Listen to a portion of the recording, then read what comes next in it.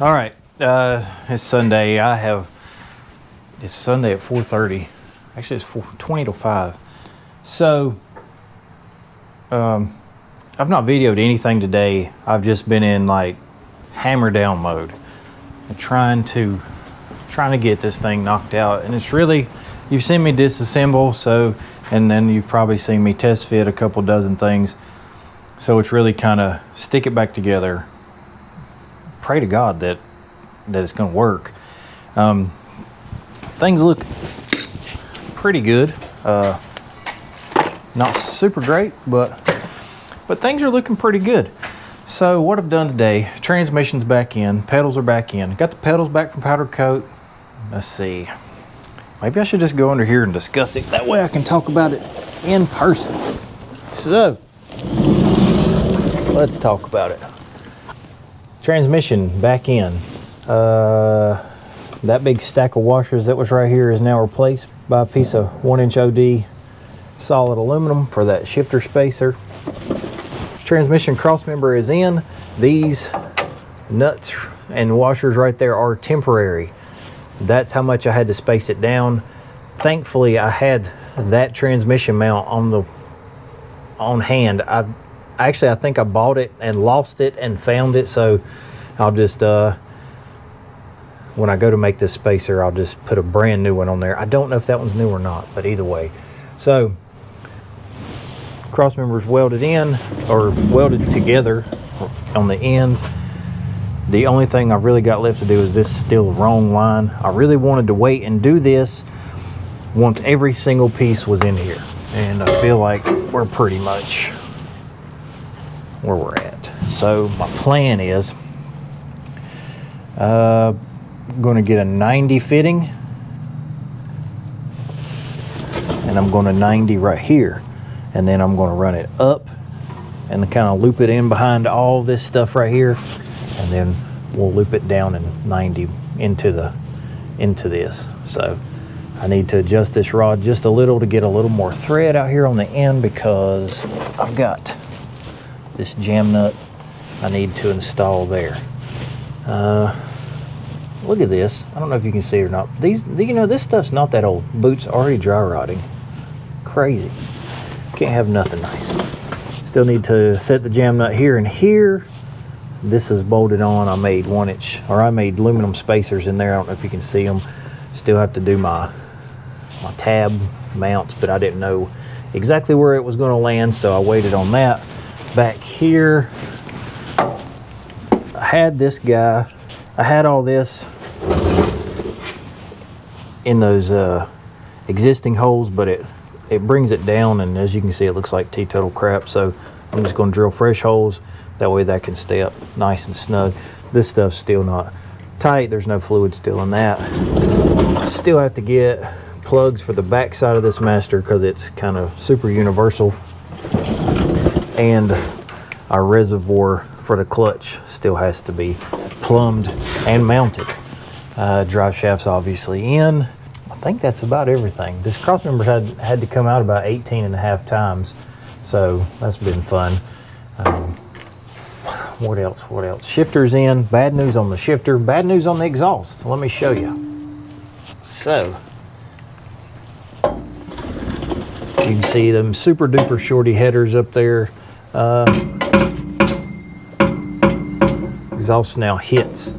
I don't believe that I can go over this cross member just because there's just not enough room, and that's a very large gap up there, so it'll have to have some work done, maybe an extension added to that little elbow up there. I don't know, that's probably the easiest thing, but at the same time, this exhaust is running downhill, I feel like, so that's a bad idea.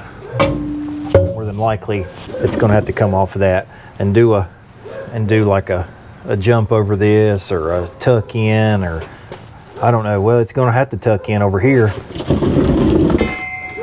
It's going to have to run real close to right here because there's no room for anything. This side may clear. I highly doubt it. It's about the same length, super shorty header, but that's the best I could do. I couldn't go on top of the rail and gain much of anything because I got lines here and I didn't want the lines there. And then trying to get hardware in on this back side is pretty limited. So, I mean, it is what it is. I don't know what else I could do. Also, you know what I mean? We start getting real close right here. Also, look at this real close. I was like, once I started putting it together, I was like, oh, that's a problem. But I don't know if I can do it one-handed or not because I got to spin the drive shaft. Oh, never mind. I got a pin. I also adjusted the shifter. I put my pin in here. Let me pull that thing out. The shifter was 1.5 miles off of adjustment. That's kind of a pain in the hiney to do sometimes. But yep, that is engaged and it still has, can't tell because I don't have a light. But if anything, we could put take a pry bar and kind of ding that power booster and kind of bend it over a little bit. But other than that, it works out good. So there's the shifter. It is mounted in nice and snug. I've not set I haven't adjusted the positive stop yet. That's a little close, but yep, that's where we're at. Let me show you the problem with the shifter inside the truck. So this is a bench seat shifter, and which means the seat would typically sit real close to it. Well, just looking at this thing, it appears that if your back is here, well, look how far away the shifter is. So probably going to need to pull this out anyway. It looks like crap. Pull the boot and maybe cut the shifter down here, cut a notch in at a triangle and lean it back. The only thing with doing that, you start leaning it back, then you lose this angle right here. Don't really want to start cutting it here because it's a chrome shifter and it looks good. So I don't know. This is it's just one of those things. Pedals are where they're at. Kind of need to work on the seat. I actually, before I go in, I need to cut that other seat mount in half or take it to work with me and see if I got any tubing that I can make. What my plan is, you know, like I said, I'm going to split it in the middle and widen it. And then I believe for my legs, I'm going to cut these tabs off, and then I'm just going to sleeve the legs with tubing, weld the tubing around, maybe a plug weld, and weld these tabs back to the sleeve tubing. That way there's no additional spacer, and maybe, hopefully for the most part, it'll look like it came that way. So that's my plan there. I also have to extend the back tabs on those seat tracks so they'll actually land in the bolt holes of the mounts. That's where I'm at. I'm tired. I'm ready to go in. By the time I pick everything up, it'll be 5 o'clock. So, and this is kind of how these videos will go. It'll probably be, for the most part, it'll be just a follow-up of what I've done, just so I can try to move along. All right, well, I'll get back to you when I can get back down here.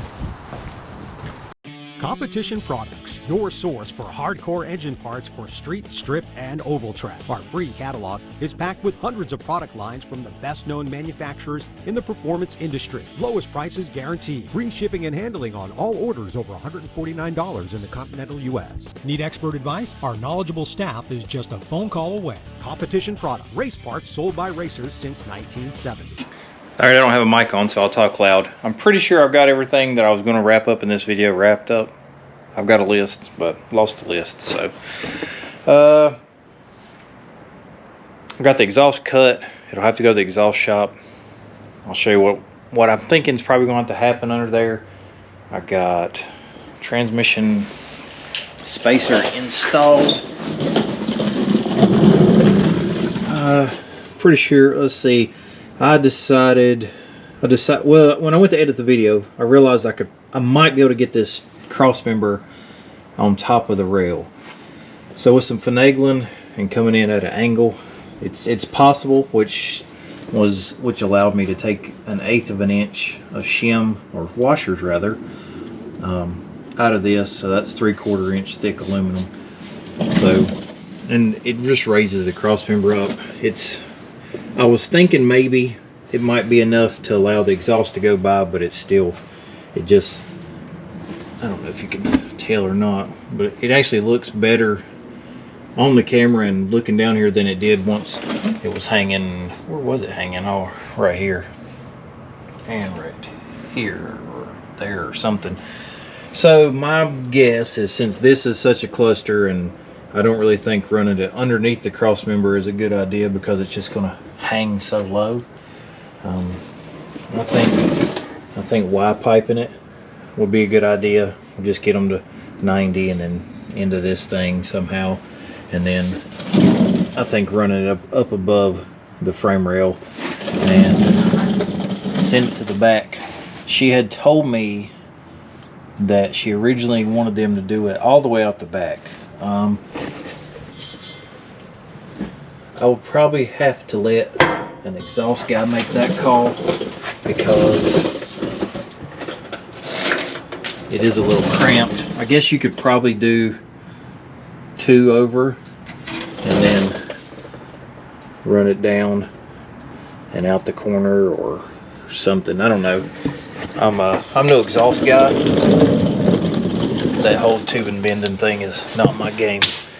I can cobble some stuff together out of 90s and 45s and whatnot, but I'm not your guy for exhaust. So I believe that will wrap up this short video. I'm going to try to keep them short and just hit the highs and whatnot of things. Like next one will be on the seats. I got that stuff kind of sort of wrapped up, and I believe after that I'm going to jump on fixing this floor. So with that being said, it is cold down here. I think I'm done for today, and thanks for watching Left 4 Dead Garage. We will see you on the next one.